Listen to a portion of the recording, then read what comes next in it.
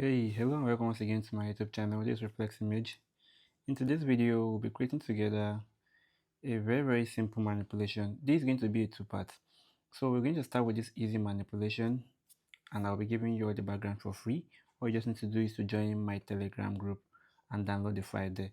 So once we're done with this, in the next video, I'll be creating this complex manipulation, also maternity shoot for you guys. So with no further ado, let's jump into action. So this is the picture I'll be making use of right now. It's actually shot using Canon USR ISO at 1 slash ISO at 160 50mm prime lens, aperture at f3.2, and my shutter speed at 1 slash 160 per second. So that being said right now, and I've done my basic adjustment setting in Camera Raw. Next thing I just need to do is to open my picture up in Photoshop. Then I wait for it to load up. So next thing I need to do, I want to actually readjust the shape a little bit. I want to bring out the buds and also trim the waist a little bit. To do that right now, I'll duplicate my background layer by clicking on Ctrl J. If you're using a MacBook, Command J on it. Then I'll go to filter, under filter, I'll go to liquidify and I'll wait for it to load up. So once it does right now, make sure I pick the first two, which is right over here, which is the forward warp tool, and I will reduce the brush size. Then I will zoom in very well so that I can see what I'm doing. So I'll do what? I'm going to bring this out a little bit, as you can see right now. Then I'll come to this place and I'll drag it in a little bit, just to make sure it's fitting what I want perfectly. So don't overdo it and make sure you take your time while doing it so that I can get a very nice and accurate result for yourself. So here's the before, here's the after of what you just did right now, which is a little bit nice. So I'll do the same thing to this other side also again, a little bit for it. Then I'll click on OK and I'll head back to my Photoshop. That being said right now, I'm going to merge the both back together by clicking on Ctrl Shift and E. Next thing we need to do is to crop our picture into the size we want. So this manipulation is not going to take much of our time, unlike the next manipulation we'll be creating. So click on your keyboard, click on C on your keyboard, or you just come down to the crop tool, which is right over here. Then adjust to the size you want it to be. I want to increase the background size a little bit. I'm going to increase it a little bit like this. So you can see right now. Then I'll do what? I'll click on my enter key. Next thing I'll do right now is for me to retouch, but I won't be retouching my picture here. I'll be doing the picture retouching in the post-processing after I'm done with the manipulation, because I have another software which actually saves a lot of time when it comes to photo retouching, and it's called Photo AI. So we'll come into that very soon in the next few minutes. So now let's expand our background. Let's fill this area up with this major background color. So click on rectangle marquee tool, which is right over here. Make sure your selection is on addition. So scroll from the top, but make sure you're selecting part of the background. Do the same thing on the right hand side. Do the same thing on the left hand side. Right? Though we might not be needing the background later on, but I just love doing that in case I want to change the background, or I don't want to use the background I want to use and I want to go with just plain background. So I love working on my backgrounds a lot. So I'm going to add this down to the selection, but since I'm on addition, I'll just do what? I'll just add it to the selection. Next, I just need to do is just to right click on it. I'll go to fill, under fill, and make sure I'm clicking on content aware, color adaptation is turned on, and blending mode has to be on normal, opacity at 100%. Then I'll click on my OK and sit back and allow it to do just the job for me. And boom, look at what it did for us. It filled all this area up for us with the initial background. So the reason why I did that before removing my subject is the fabric is not getting to the edge of the background, which is supposed to be that way. So that's the reason why I did that before I remove my subject. So Ctrl D to deselect right now. Next thing we need to do is for we to separate our subject from the background. To do that right now, just Ctrl J on your keyboard. If you're using a MacBook, Command J, go to your quick selection tool or whatever selection tool you know how to use the best. Click on select subject and just sit back for it to do the selection for you. It did the selection for us 100% perfect. So the reason I was able to achieve this selection in a single click was because I'm using the latest version of Photoshop, which is Photoshop 2026. So if you are using 2025, you should use Cloud Details. It will select for you perfectly. And if you are using 2026, even the offline version of it is going to select your picture perfectly for you. And I think that's one of the issues we have while doing anything manipulation. So next thing we need to do right now is just right click on it.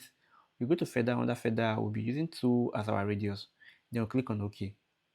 Next thing we need to do, we just have to max it. Come to the max icon, this icon that looks like a camera icon over here. Click on it.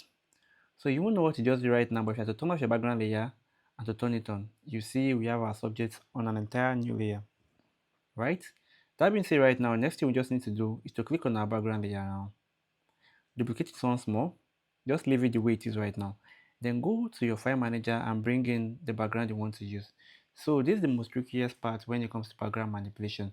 Once you know the background you want to use, you know how to get the background, I think you are one step closer on becoming a better manipulator. But if you still have issue in choosing background, just follow me on Telegram group, follow my YouTube videos, and I'm going to guide you through on how to do all that. Just as simple as that. And all the files I'll be giving to you guys are for free. I have over 3 gig worth of file on my Telegram group. All you just need to do is to join my Telegram today and gain access to all those files for free of charge.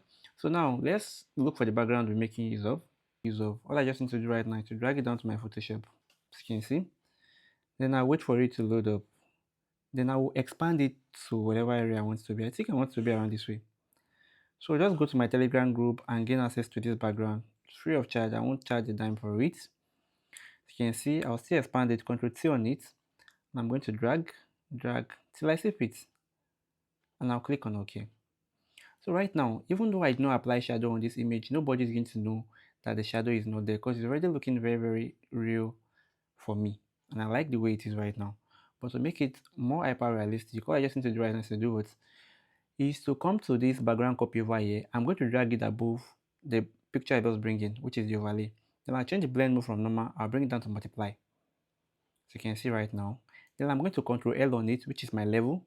So from this right hand side, I'm going to drag it to the left. From the left, I'm going to drag it to the right, just to make sure I darken the area I want to darken. If you have to pay attention to this area, you will see we have our shadows there already. So I'm going to click on my OK. Then I'm going to do what? Control U on it. Saturation, I'm going to drag it down to 0. Click on OK.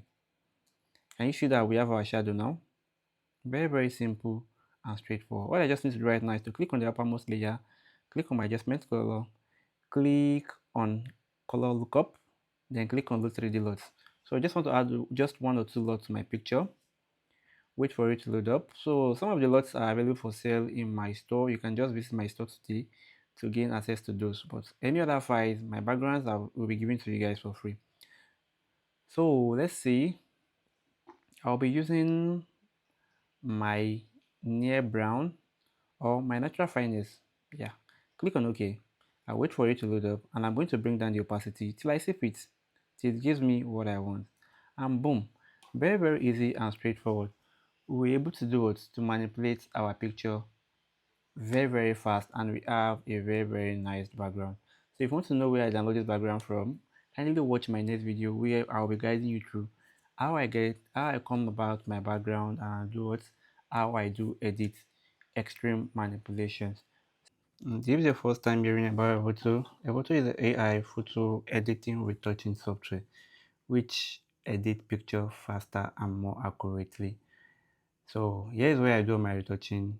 I don't retouch in Photoshop because this saves me a lot of time and it's actually give me consistency when it comes to my retouching. So if you are not using it yet, watch how I retouch this picture in less than a single minute. So I don't think there's anything relating to frequent and angst here. I don't think so. So what I just need to do is to do what? Scroll down. So if I see anything, probably like double chain, I'm going to increase it. I'll scroll down. Forehead wrinkle, there's nothing like that. There are so many things there you can actually work on. Body blemishes, I'll remove it. There's this particular one I usually use. So I'll scroll down to the hand enhancements and I'll do what? I'll come to the hand vein and I'm going to do what? I'm going to increase to 100%. So it's going to do what? Work on my knuckles for me. And that's why I love it. So I'll still come to the even dodge and burn there also on the hand. And it's going to do what? It's going to apply dodge and burn for me on my hand. So look at the before of the hand, look at the after. And I'm even yet to do anything retouching right now. So I'll just go to screen retouching. I'll scroll down to frequency separation. I'm going to increase it to 100%.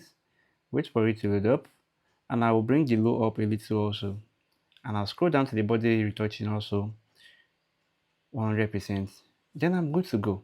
Very, very simple and straightforward. I'm to zoom in very now. Look at the before, look at the after of my picture. This is my favorite tool I'll be using in this particular video. Is for me to do what? I want to clean off this fabric. I want to smoothen the fabric. I just need to come to what?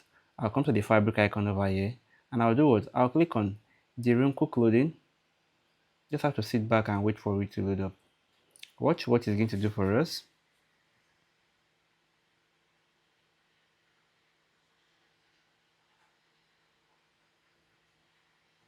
And boom.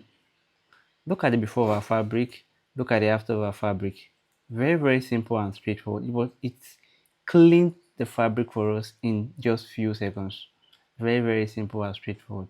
And you can just do it. Copy the settings. If you have about 10 or 12 pictures like this, you just have to place the settings there and it's going to do that for you. Very, very simple and straightforward. So if this video helped, don't forget to drop a like. And also if you want to get discounts on whatever package you get from them, kindly click the link down in the video description and you're going to gain access to my promo code. See you guys in my next video tutorial. Reflex out.